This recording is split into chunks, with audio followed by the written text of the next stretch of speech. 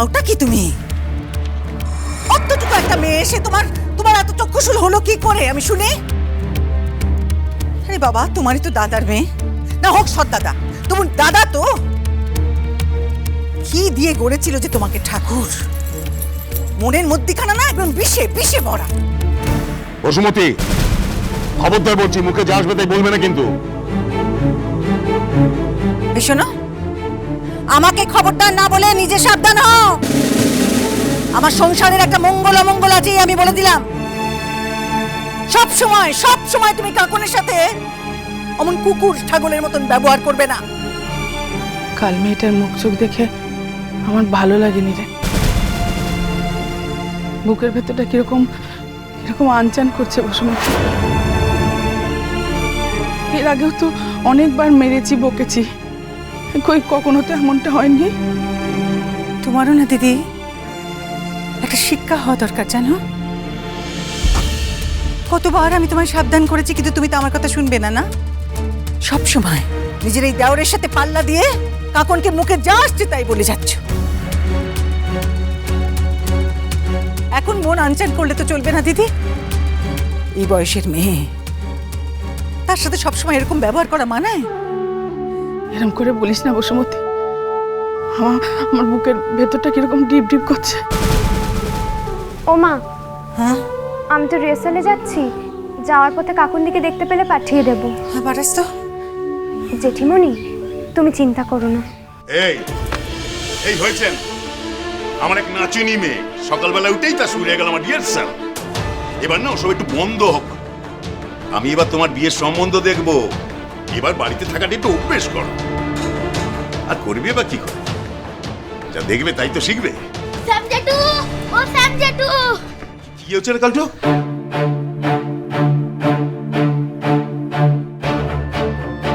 কোনো বিপদের খবর হয়তো। মনখানা এমন কুডাক ডাকছে কেন? কি হয়েছে কাজু? এত ছুটে ছুটে করতে আসিস তোরা? কারো কোনো বিপদ আপদ হয়নি তো? জেঠিমা, কাকুন্দি। কি হয়েছে কাকন্দি? কাকুন্দি। চুপ করে থাকবি না, বল বল কাকন্দি কোথায়? কাকুন্দি জলে ডুবে আত্মহত্যা করেছে।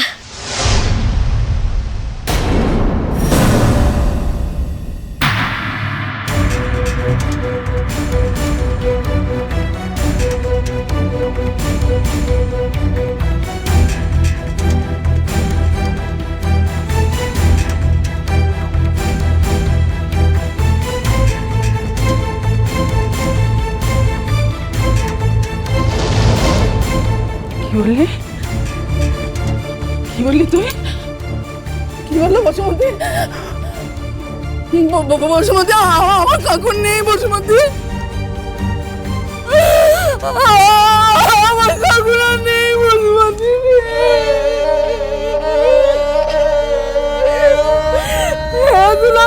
লাঞ্ছনা সহ্য করতে না পেরে আমার মেয়েটা আত্মহত্যা করলো। আমার কাকুর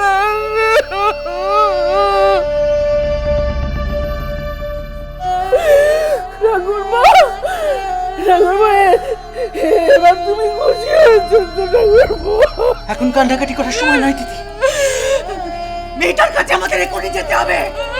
চলো চলো বলছি আমার সাথে। ওই আমার কাকন বা কই গো? হ্যাঁ, মায়াটারে একেবারে শেষ করে ফেলাইলো। ওর বাসার মাইসেরা মায়াটার একেবারে শেষ করে ফেলেছে। কই কই দেখি আমার কাকন মা, ওই কাকন মা কেউ কোনো সাড়া দিতে আসো না কেন? ওই মা আমার দেখো না, আমার কাকন দিদি কোনো সার নেই গো। কালি ওর পূর্ণি পুকুর বর্ত উদযাপন গো। হ্যাঁ, আর আজ বর্ত বাধা রেখে সেটা চলে গেল গো। জলবাই করছো? সবাই কত চেষ্টা করলে কিছুই হলো না। উঠাই তো উঠাই তো।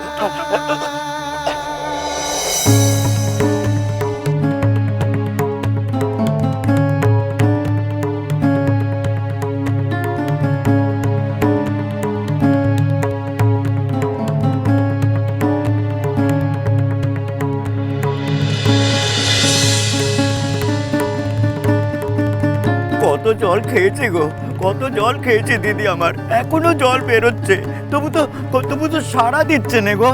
কাকুন দিদি, ও কাকুন দিদি, কাকুন দিদি।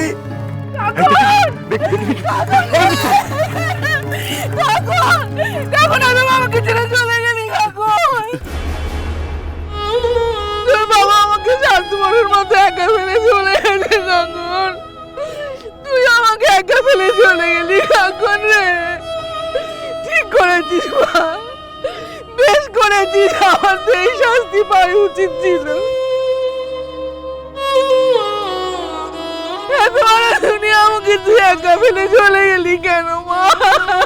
আস্তে আস্তে আস্তে, অহল এসব কথা কনের কি কাম? হ্যাঁ, মায়াটারে তো আর কম গঞ্জনা শুনতে হয় নাই। ও বিশু দাদা গো, বলি অনেক তো জল বেরোলো গো। তবু তো মেয়েটা, ও সার নেই গো, সার নেই, নিঃশ্বাস পড়ছে না। ও বিশু দাদা বলো না গো। আমি চেষ্টা করতেছি বৌমা, মেলা জল খায়া ফেলাছি তো, কতটা ক্ষতি হয়েছে বুঝতে পারতেছি না। তবে বৌমা একটা কথা কই তোমার, তোমরা সকলে মিলে আমার প্রতিমারে ভাষণ দিয়ে দিলা। আমার মায়াটা কি ক্ষতি করছিল কত? কাকুন্দি, তুই এটা করতে পারলি কাকুন্দি? আমাদের কারোর কথা একবারও ভাবলি না? হাসতে আমার মনে হয় আশু কবিরাজকে একবার খবর দেওয়া দরকার। আমি শঙ্কর, থামো। ভাইজির লিগা অনেক কিছু করছো, এখন চুপ করে খাড়ায় থাকো। এটা আশু কবিরাজের কাম না। হ্যাঁ, আমারে পয়া গরম দেখায়ও না, আমি তো আক্কা করি না, আমার কিচ্ছু যায় আসে না। মায়াটা যদি সুস্থ হয় তাইলে ওরা আমি আমার বাসায় লয়ে যাব, তাইলে পরাণ খান অন্তত তো বাঁচবো। দেখো বিশুদা, তুমি গায়ে বয়োজ্যেষ্ঠ মানুষ, সবাই তোকে মাননি করে, তাই জন্য তুমি ভেবো না তুমি যা কিছু বলবে আমি সবকিছু মেনে নেবো মুখ বন্ধ করে। খবরদার, আমি তোমার মুখ থেকে আর একখান কথা শুনতে চাই না, একখান কথাও না। চুপ করে খাড়া থাকো, চুপ, একেবারে চুপ।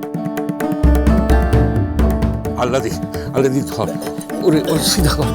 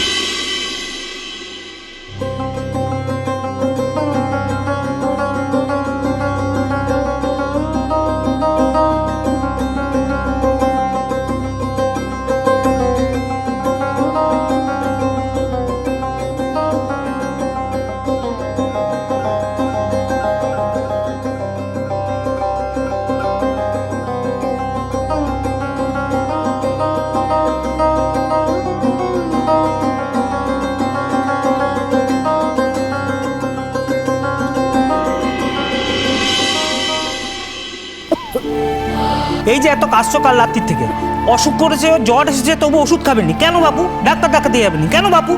কাল রাত থেকে তোর মামির এই ঘাড়ে স্পন্ডোলিসিসে ব্যথাটা বেড়েছে।